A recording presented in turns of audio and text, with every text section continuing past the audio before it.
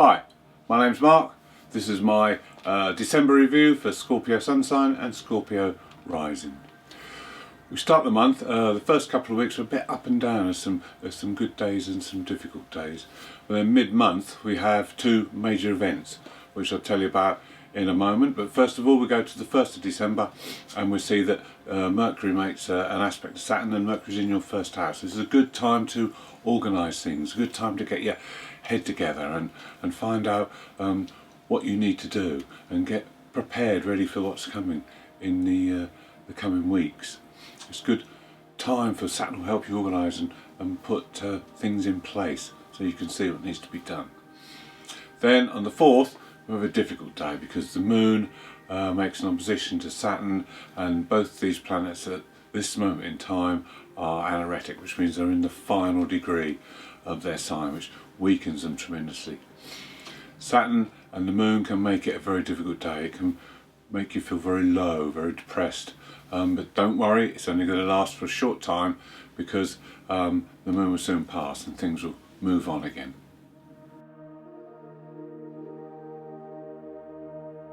On the 5th, it's a really good day. You have Venus in your first house in Scorpio, which is obviously very passionate, making a positive aspect to Neptune in the 5th house, creativity, which makes it a very spiritual day. It's a good day for doing some meditation or any spiritual work. It's also a good day for relationships because you'll feel compassionate and you'll feel very warm towards people.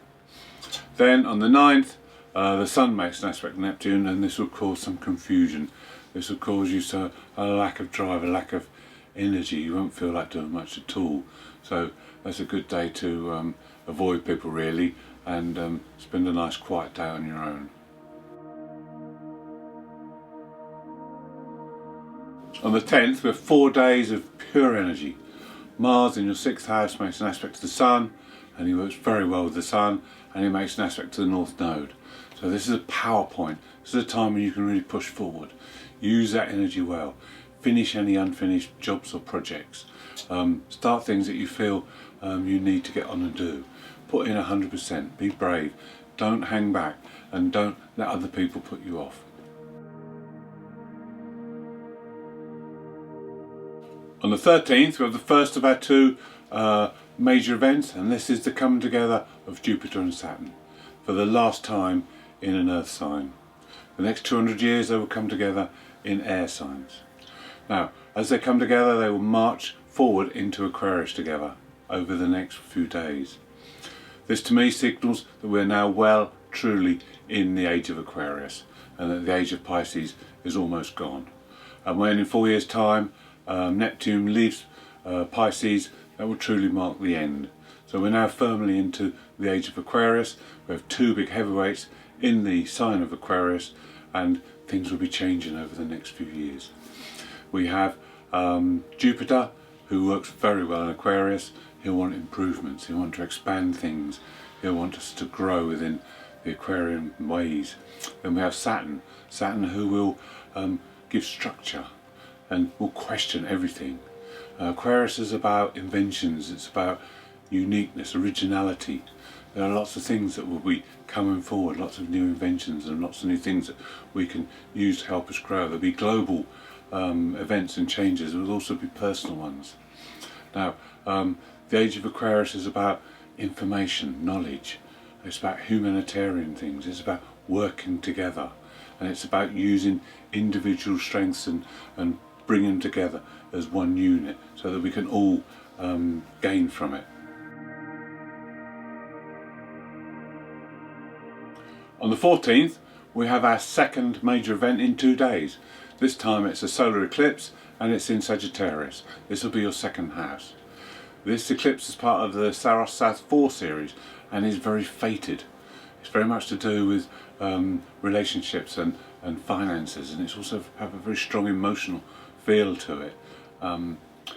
Being in your second house is going to put a question on worth as well, not only finances. You know, you could gain finances through this eclipse or you could lose some.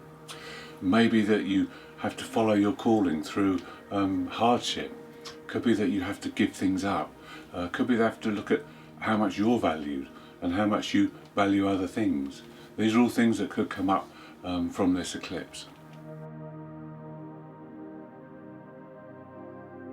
On the 15th, there's coming together of the Black Moon, Lilith and Uranus. This is in your 7th house in Taurus. Now, they don't have a lot in common, these two, but one thing they do share is a freedom from restriction.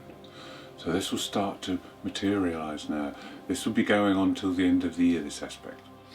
Because it's in your 7th house, the circumstances surrounding other people will change, and this will put you in the right place at the right time. So this is good. Just be aware of this, and also there's an aspect from the Sun I'll be telling you about in a moment. On the 19th, Venus is in your 2nd house of self-worth, makes an aspect to Chiron. Now this is a positive aspect, so this is opportunity to heal now, something to do with your self-worth and the fact that sometime in the past you didn't feel good enough. Then, after that, on the 20th, Mars makes an aspect to Pluto. This is four or five difficult days now. This is tense time.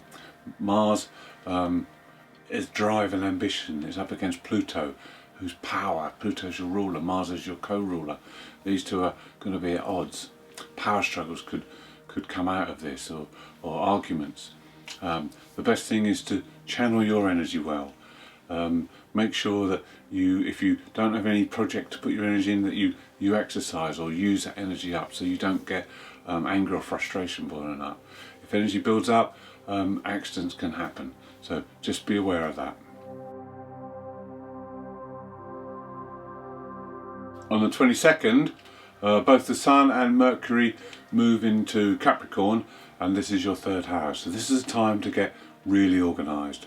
Mercury is in his own house. Capricorn is a sign of hard work and getting things done. It's a cardinal sign. So this is a good time to sort things out, get things organised, ready for the future and what's going to come. Jupiter and Saturn are now into your 4th house. This is the house of the home. So there's going to be changes that take place around the home. Jupiter wants improvements. Jupiter wants to grow and expand things. But this can be done within the confines of Saturn. Saturn wants organisation. Saturn wants to put structure around everything. So you need to work with this. You know, maybe that you want to move or redecorate your home.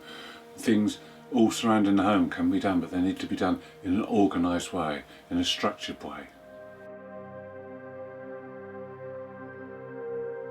On the 25th, there's a chance or an opportunity here for you to see an old or existing problem through different eyes. This will allow you to have a new perspective on things. This could be surrounding your finances or your worth or your possessions. Then between the 27th and the 29th, the Sun shines a light on that Uranus Black Moon conjunction we spoke about earlier that goes to the end of the year. Now, with the Sun shining a light on that situation, you'll be able to see clearer. You'll be able to see very clearly of what's going on and what needs to be done. Remember, this was to do with other people and that they were going to help to position you in the right place. Well, now there'll be great insight and you'll be able to see exactly what's happening. Then, at the end of December, Venus is in your 2nd house, making a couple of aspects. So there could be good news now about finances. There could be one that's connected to creativity, because Venus aspects Neptune in the house of creativity. There could be good news connecting the past as well, because Venus also connects the South Node. So there could be changes in your finances there that are very positive.